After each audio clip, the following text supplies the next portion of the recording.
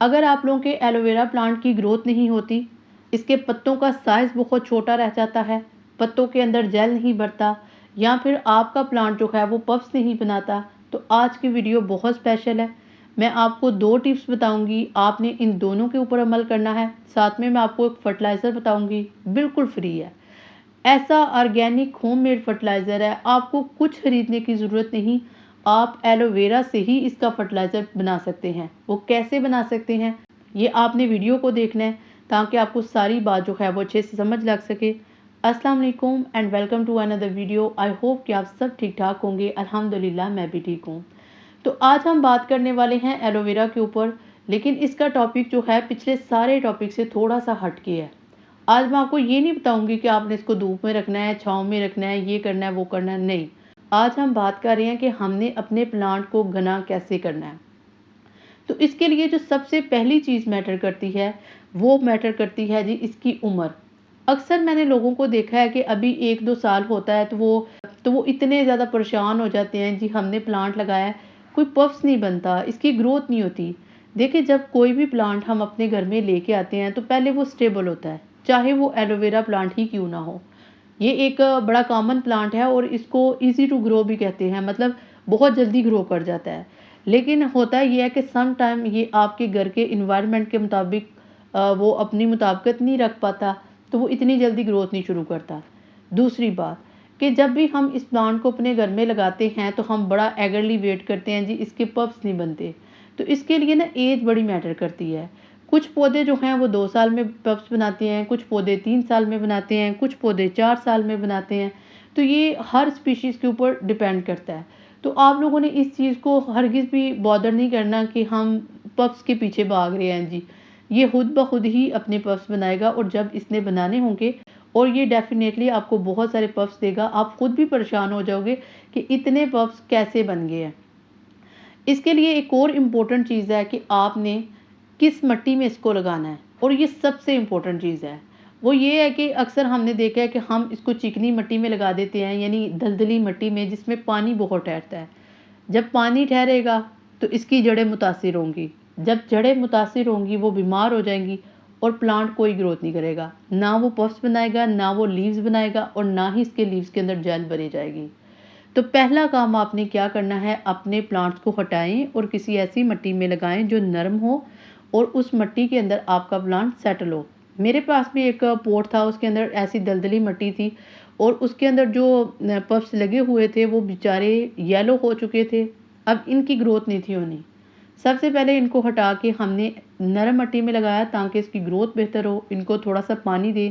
जब पहली दफ़ा लगाते हैं किसी प्लांट को तो उसको पानी डेफिनेटली देते हैं ताकि उसकी ग्रोथ जल्दी स्टार्ट हो।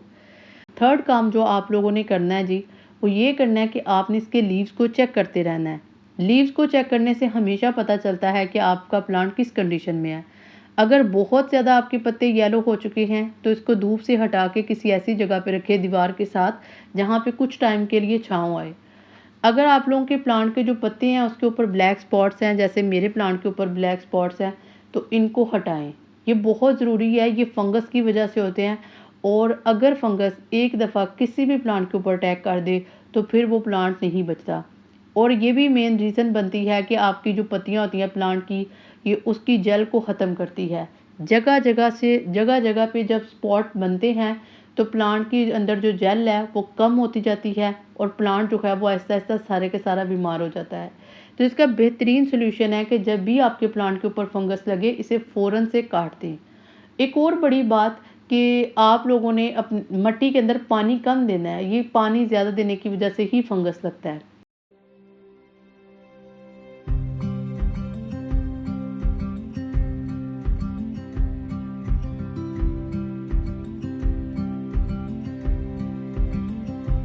हमेशा जब भी आप एलोवेरा को लगाएं, इसके पत्तों को हमेशा नीचे से हार्वेस्ट करें, और इसकी हार्वेस्टिंग करना बहुत ज़रूरी है। आपको पता है कि अक्सर दरख्त लगे होते हैं और उनके ऊपर से अगर हम फ्रूट ना हटाएं या पौधे हैं उनके पत्तों को ना उतारें, उनकी काट छांट ना करें, तो वो बेचारे बीमार से हो जाते हैं, उनके ऊपर एक बोझ हो जाता है।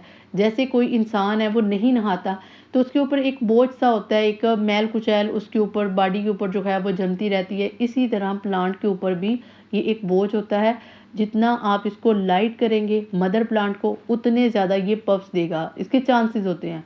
और आपने क्या करना है, हमेशा नीचे वाले प्लांट को ही, नीचे वाले पत्ते को ही तोड़ना है और बड़ी एहतियात के साथ तोड़ना है ताकि इसके स्टेम को कोई भी कट ना लगे, क्योंकि अक्सर ना इससे फंगस भी लग जाता है।